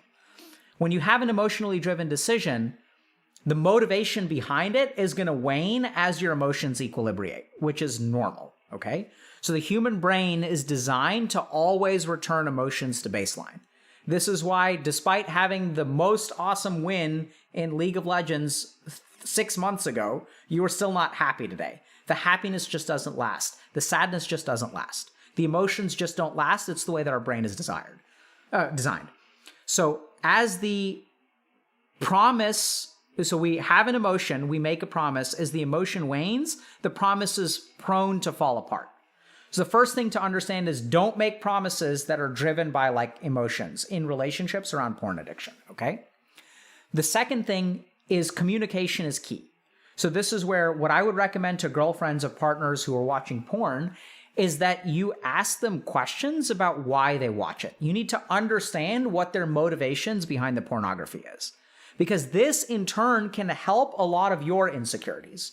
You may discover all kinds of things like, oh, like I wouldn't watch porn if we were able to be sexually active, but I just have sexual needs and I'd much prefer you, but we're in a long distance relationship, so I just like use it to get some degree of sexual release. It's sort of like more of a physiologic thing or a mechanical thing, as opposed to like, I don't find you attractive or other things like that, right? So there are all kinds of reasons that people will watch porn. Especially if you look at people who are addicted to pornography, a lot of the reason that they watch porn has nothing to do with sexuality or desire. It has everything to do with internal emotional regulation, coping with negative emotions. That's why people watch porn. That's why people get addicted to porn, right? If I'm having a bad day and I watch porn and I jerk off, then what happens is I feel better and like that pain from earlier in the day, like that emotional pain goes away. I get that hit of dopamine, I get that rush from ejaculation, and then I kind of feel better. So in terms of like the insecurities that your partner may have, like once they understand why you watch porn, hopefully some of those insecurities will be dealt with. And the third thing to do is to have a conversation about the insecurities, right? So I think communication here is key. Non-judgmental communication is key. And for you to share with your partner, hey, I feel insecure about like being naked. I feel embarrassed, especially because you watch porn. Because my body does not look like the people's bodies in porn. And so when you share that with your partner, what they're gonna do is they'll say, they're gonna feel hurt. They're like, oh my God, I can't believe I'm hurting you. Like, no, I love you so much. I swear I'll never watch porn. That's a mistake. Don't do that, okay? Don't change your behavior. Don't make any behavioral changes at the beginning. Just have a conversation where you're listening, because at that point, the partner isn't even listening. They're trying to fix it, right? They're not even hearing you anymore. They're trying to make it go away. And if you're trying to make things go away, that's what's going to result in the promise. That's what's going to result in making a promise that you can't keep and is going to decay the trust. So it starts with a conversation. It starts with very practically, can you help me understand what you like about watching porn? Can you help me understand why you watch porn? What does it do for you? Are you concerned about your porn use? Are you okay with it? If I was okay with it, would you be okay with it? Here are my concerns about your pornography use. Here are my insecurities in the relationship.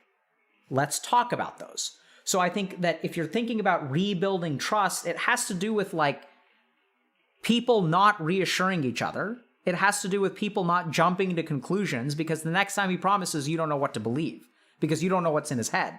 You don't know what's in his head. You just know that what's coming out of his mouth, right? And you know some of his behaviors. That's not how you build trust.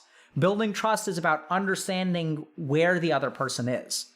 Building trust is about recognizing what is in the other person's head and accepting what is in the other person's head. Even if we decide we want to change it, you have to start by accepting it. Okay, I understand that you're addicted to pornography. I understand that you don't want to be addicted to pornography. I understand that you do find sexual relationship with me to be gratifying, and that this is going to take time and that we should work on it. I don't want you to promise. I'm just curious, where do you think you can start? Do you think is it like a cutting back kind of thing? Like what's a reasonable place to start? Don't go straight for the 100%. Like, what's the first step we need to take? Not where we want to go. Forget about the goal. Where can we start? So it involves having a conversation about understanding why they use porn. Like, what does it do for them? Sharing your insecurities, understanding their insecurities, not jumping to solutions, not jumping to conclusions, and having conversations. And then the two of y'all together coming up with what can we agree on? What's the foundation that both of us are going to be operating from? And that's how you rebuild trust. And it's also how you overcome negative behaviors in relationships. Questions? So someone's saying seems idealist. What's idealist about it?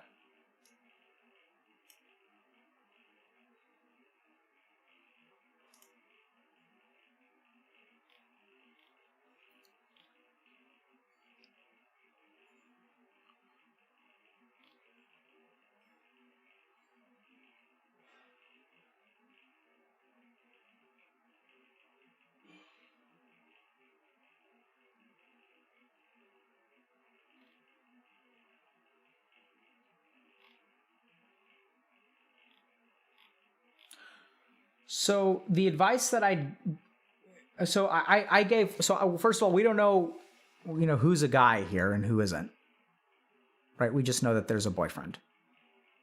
And so it could be two dudes. So this is where I think like the most important thing is conversations, right? So if you're in a relationship with someone, you have to talk. You can't, you got to be on voice chat and coordinate. Right? That's the most important thing. Is healthy communication idealistic? Yeah, let's be honest. So this is hard for people, right? So discussing your emotional insecurities with your partner who's watching porn and telling them, I don't feel comfortable in my body. Because what is the partner going to do? They're going to be like, oh no, you're beautiful, you're beautiful, you're beautiful. But remember what we just talked about? When something is not congruent with your internal sense, what do you do with it, right? So let's assume that the person who posted is a girl, because she did say girlfriends, right? And she says, I feel insecure about my body. What the guy needs to do in that situation is listen. Don't reassure her. I know it sounds kind of weird. Don't just tell her, hey, I think you're beautiful. No, that's crazy. Don't think that way. The right answer for the boyfriend is, can you help me understand what makes you insecure about your body? And then you can also use, you guys want an OP phrase? For someone who, if you're trying to reassure someone and they're not having it, if you have a partner, if you have a girlfriend who isn't comfortable in her body and you're totally fine with her body, you're like, I love your body. Your body's fantastic. And they're like, no, you're just saying that because I'm not a pornographic actress. So this is the line. If you're the dude, okay, I'm having trouble figuring out how to convey to you that I am actually totally in love with your body. I think it's awesome. I don't know how to say that to you in a way that you can hear it. Right? So you don't just keep on saying, no, I really believe it. I really believe it. I really believe it. Just tell them, hey, I'm trying to convey this to you. This is the message I'm trying to send. Doesn't seem to be getting in. I don't know what to do about that. And because here's the thing, it's not a you problem or them problem. It's a relationship problem. That's the whole thing. Like the unit that we're working on is the relationship. Okay? So if you have someone who, is not willing to accept your authentic praise, don't just keep shoving it down their throat. Just tell them, hey, I'm trying to tell you, like, I really do value your friendship. I don't know how to convey this to you. Like, I'm trying to tell you this. I don't know what makes it. I can't figure out how to get you to receive that signal. Like, I don't know how to tell you this. Okay? So just be authentic. And if you run into a barrier of communication, don't plow past it, point it out to your partner. Okay? And just tell them, like, and I know it's weird, but that oftentimes works really well. Like, it works so well. And they're like, oh, the person's actually trying to communicate, and I'm the one who's bouncing it away. So that's on my end. And it's cool. It's like some weird, it's like verbal jujitsu as we train our coaches in. It's weird. It's like you take that energy and you flip it around on them, and it's like it gets you to where you want to go.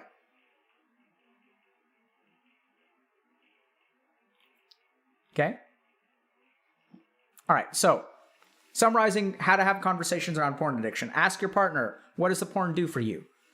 Listen. Don't try to get them to promise anything. Second thing, share your own insecurities. What does them watching porn do for you in the relationship? Because you don't have to fix the problem. Sometimes you have to fix the insecurity, right? So I get concerned when you text other girls. Therefore, stop texting other girls. That is not a healthy relationship. Right? It's dealing with the underlying insecurity instead of jumping to a behavioral change. So third tip is don't jump to a behavioral change. Don't go straight to the behavioral change, like, because you don't know if you can even do that, right? So let's try to understand.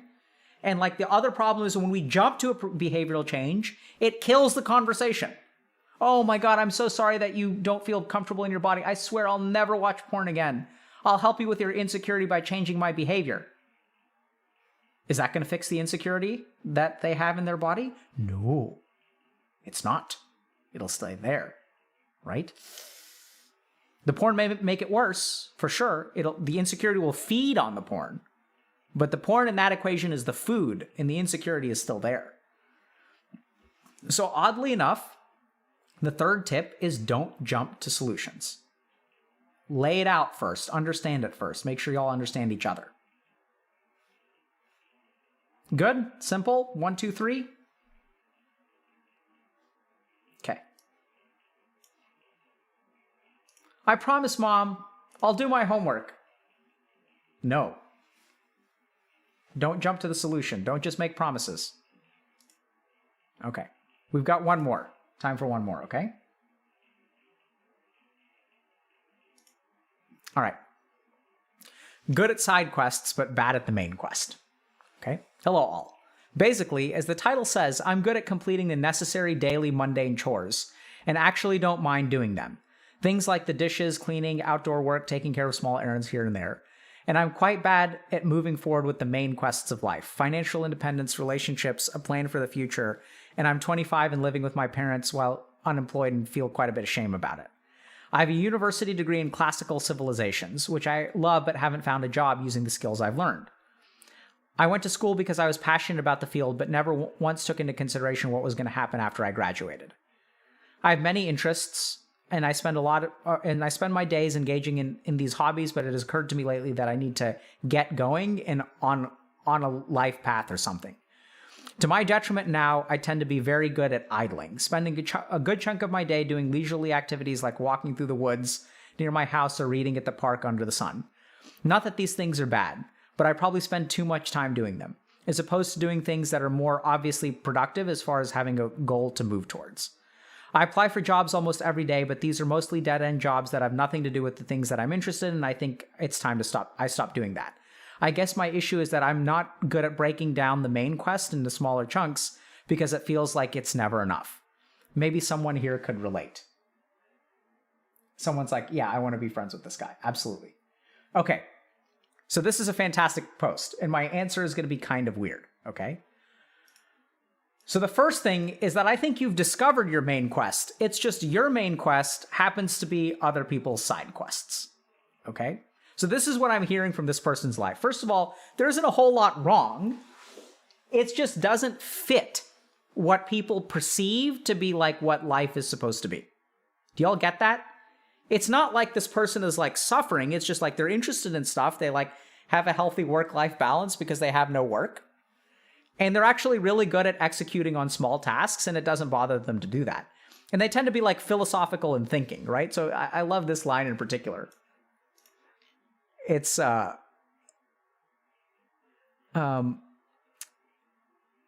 is it? Oh yeah. I have many interests. I spend my, it has occurred to me lately that I need to get going on a life path or something. I love this sentence because here's what I'm envisioning. Here's this person who studies classical civilizations in university, who's going for a walk in the woods and is kind of like, mayhaps I should start living life and get a job. Right? So I think this is actually awesome. This is who you are. Okay? So you're contemplative, right? Like you're a thinker. You're like you like to take life slow, and you tend to be like detail oriented. So this sounds very, okay, so Dr. K is going to go to pseudoscience, Ayurveda, astrology, whatever for a second. Sounds really guffa, right? Like hard to change, not really too ambitious, pretty detail oriented, can kind of get things done, is like very like earth element, okay? So I'd be curious whether this person is physically guffa, but seems very mentally guffa. Y'all get that? Like no ambition, but like nothing's wrong. I'm just kind of chilling, just chilling. So the first thing is that, so I make two concrete recommendations. Please, God, become a personal assistant or executive assistant. Please stop looking for dead-end jobs.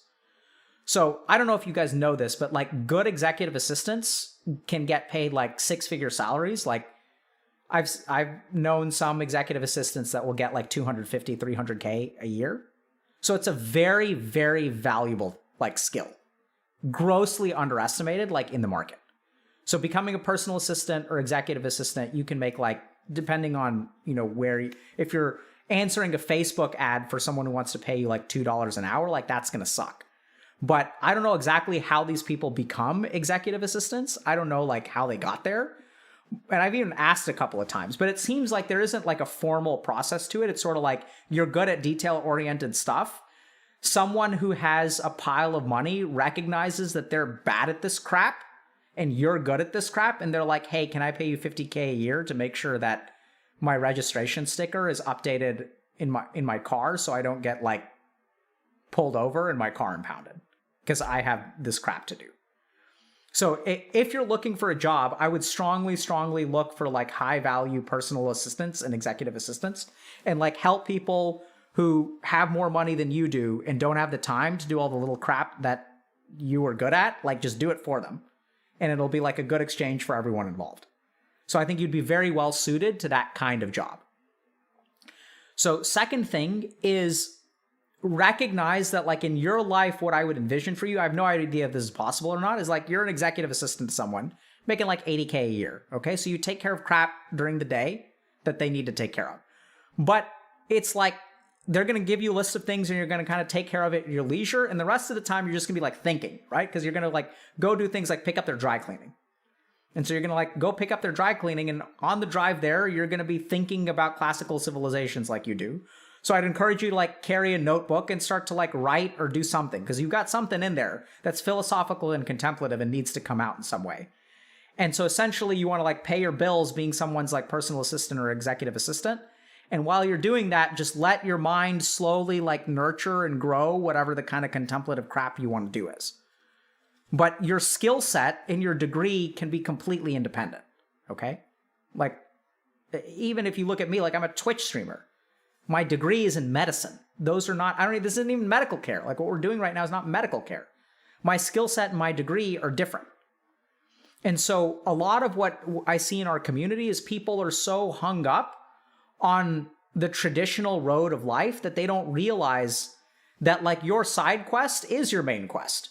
If you're just good at doing random tasks for like, and it's easy for you, and it's so hard for our Vata-esque ADHD, no one can get their crap done on time, and you can do it for them. Like, some people will pay you piles of money to do it.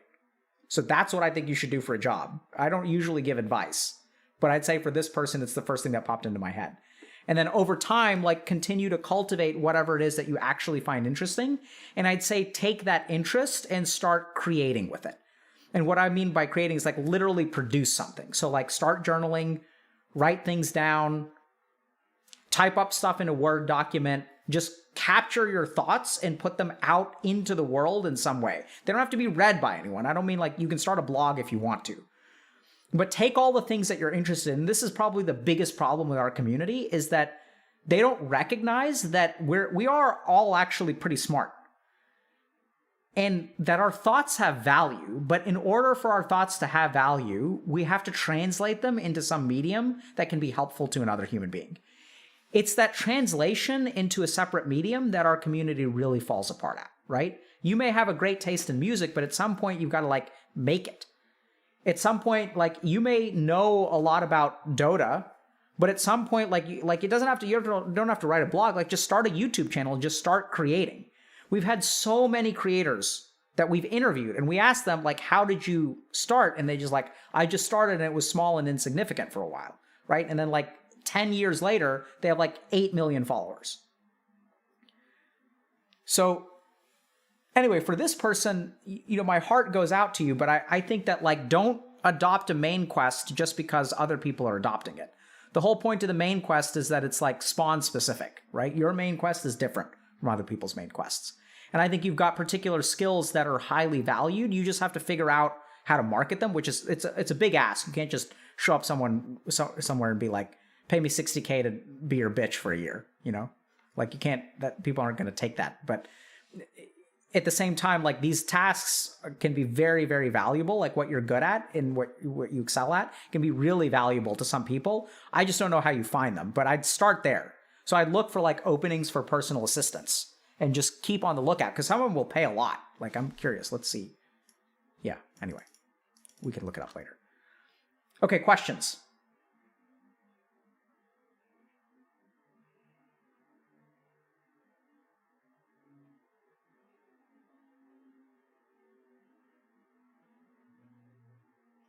Yeah, so Cartoon Jesse made a good point. He says that there are also assistants to elderly people that do homework, like do housework like laundry and shopping for them. That's true. So that's where I wouldn't, you can certainly do that. It's a good and noble profession. The reason I'm encouraging the personal assistant or executive assistant route is because the compensation is like way higher.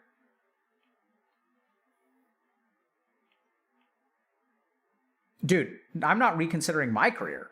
It's like, I'm one of the people who hires the person for $50K to like go and do my stuff for me.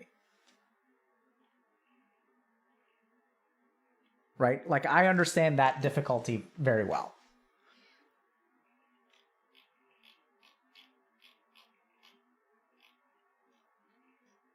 Why clap? What's clapping?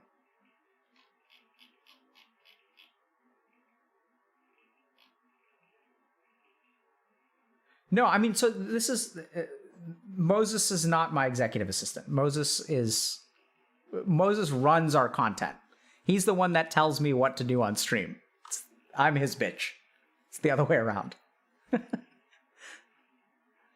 Right? He tells me, Dr. K, you need to say this and this, and we need a lecture about ADHD. It's like, okay.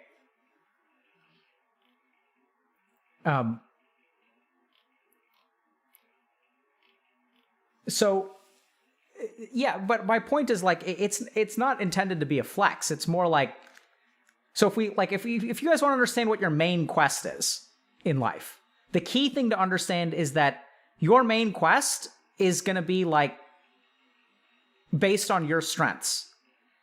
And the reason that it's a main quest for you is because other people aren't going to be able to do it. The other way to think about it is that this person is like a healer and like I'm a tank. So I'm going to be good at particular things, and like the healer is going to be good at particular things. And then we're going to kind of get together and we're going to figure out what's this transaction, right? So I'm going to tank and you're going to heal. Does that work? Yay. Okay, good. And then you kind of go into business together. So in terms of becoming a personal assistant or executive assistant, I don't have one because I can't afford one, but that's neither here nor there. But it's like there's like a lot of need for that kind of stuff out there. You just have to find the right employer. Okay. Other questions? Dr. K, can you talk about UpDog?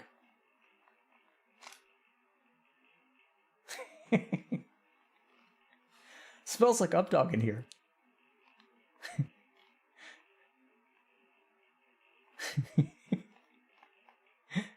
Who are we rating, chat? So for those of you who are coming late, our meditation, we gave 2 meditations that are a little bit more on the exploratory end. One is to observe the colors during nighttime under the noon sun and at sunrise, and the third one is at sunset, and just see what you notice about the colors and just look at the colors. What was the other one?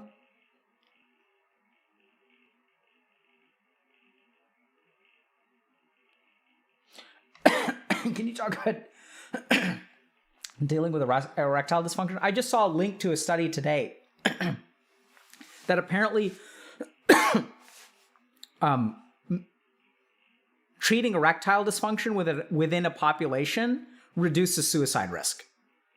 So like I was trying to figure out, because I don't know if you guys know this, but like 60,000 people, men, a year kill themselves. And I was trying to figure out why and what we can do about it. So 80% of all completed suicides are men. So I was looking at the data about what are the public health interventions that lead to reductions in suicide rate. It turns out that availability of Viagra or sildenafil, which is a treatment for erectile dysfunction, actually like the access to sildenafil at a population level reduces suicide rates. It's wild. Oh yeah, and the second thing is, the second meditation practice that we talked about is observe which nostril is open as you 15 minutes before sunset and then through sunset. Just observe what happens to your nostrils during sunset. Okay. Who to raid?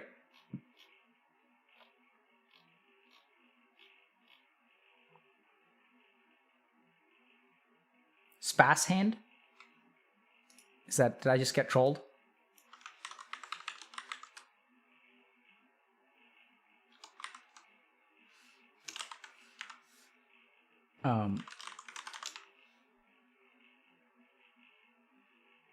Okay, looks like I got trolled. Cutie pie? Okay, we can do that. I'm a cutie pie. Free to stuff, for example, I think a therapist will have, not a whole lot of formal training in. So check out coaching if any of the topics kind of resonated with y'all today. Feeling impenetrable shame, having communication problems with your partner, trying to figure out what you want to do in life, playing too much League of Legends and trying to understand how to manage that. It's all fair game, okay? So we'll go to Cutie Pie, and looks like they're playing League. So